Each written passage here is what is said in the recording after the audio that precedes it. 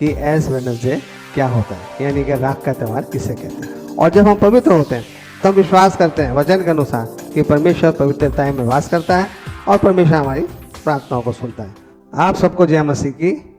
मैं pastor Wilfred B Singh Compassion Prayer House के माध्यम से आपको एक विचार साझा करना चाहता हूँ कि एश वेडनेसडे क्या होता है, यानी कि राख का त्यौहार किसे कहते हैं। आइए हम राख के त्यौहार पर थोड़ा वचन के अनुसार विचार करेंगे। आज का राख का त्यौहार एश वेडनेसडे के बारे में एक ऐसा दिन है जो हमें याद दिलाता है कि हम मट्टी हैं, हम मट्टी थे और हमें मट्टी में मिल जाना है। लेकिन ये एक ऐसा दुख का दिन नहीं है जैसे कि हम बहुत से लोग इसको बहुत दुख का दिन मनाते हैं। ये दुख का दिन नहीं है, ये एक नई शुरुआत का दिन है। इस दिन से हमारे 40 दिन के रोजे शुरू होते हैं और उन रोज़ों के अंदर हम प्रार्थनाएं करते हैं अपने देश के लिए, अपने परिवार के लिए, विधवाओं के लिए, अपने बच्चों के लिए, अपने स्कूल में पढ़ने वाले बच्चों के लिए, और बहुत सी हम आराधना प्रार्थना अपने देश के लिए, अपने पड़ोसियों के लिए करते हैं, ताकि ये जो 40 दिन के फास्ट प्रभु ने हमें रख दिए हैं, इन दिनों में हम अधिक से अधिक पवित्रता में अपने जीवन को बिताएं।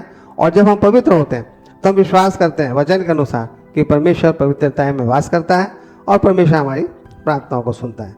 और मेरे प्रियो, इसी प्रकार से योएल नबी की पुस्तक में लिखा है, योएल नबी 2 अध्याय और उसकी 13 आयत में लिखा है, अपने वस्त्र नहीं केवल अपने मन को फाड़ो। इसका अर्थ यह है कि जब हम प्रार्थना करते हैं तो हम अपने हृदय से, अपने हृदय की गहराई से मन से बातचीत करें, मन से प्रार्थना करें और प्रभु को बड़े नम्र और बड़ी दीनता के साथ अपने चरणों में शीश नवा के प्रभु से विनती करें, ताकि प्रभु हमारे हृदय को देखे और प्रभु हमारे ऊपर अपना अनुग्रह करें। मित्रों, कभी कभी हम अपने जीवन में असफल हो जाते हैं और असफल होते ही हम टूट जाते हैं, पर एश वेडनेसडे में हम सिखाता है कि टूटना हमारा अंत नहीं है।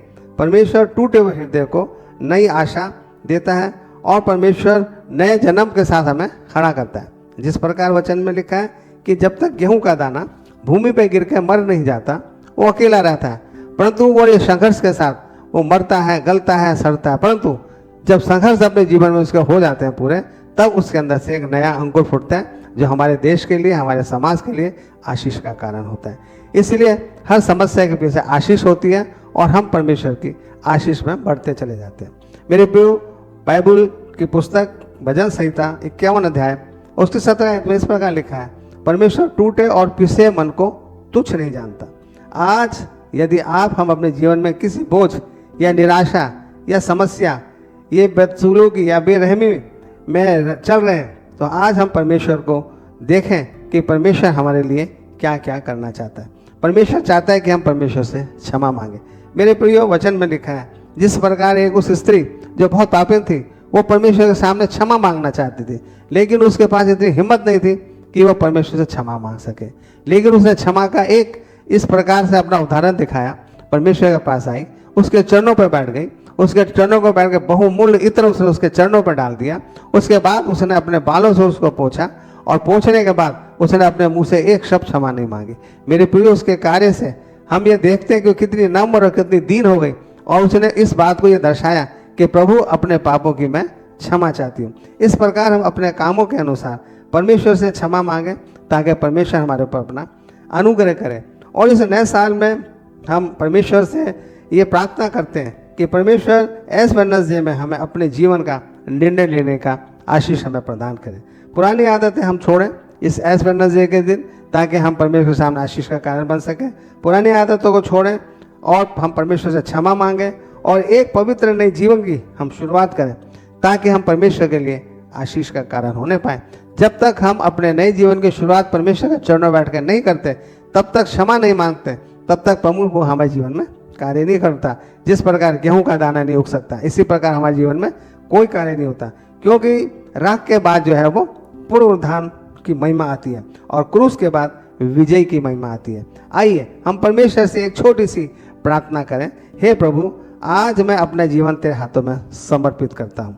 मेरी गलतियों से मुझे क्षमा कर, मेरे पाप से मुझे क्षमा कर, मेरे हृदय की सारी बुराई में मुझे क्षमा कर और मेरी नई सोच दे प्रभु, मेरे को एक नया जीवन दे प्रभु। हे प्रभु, मेरे को अपना अनुग्रह कर, अपनी दया कर, ताकि मैं प्रभु तुझ में आशीष का कारण बन सकूं।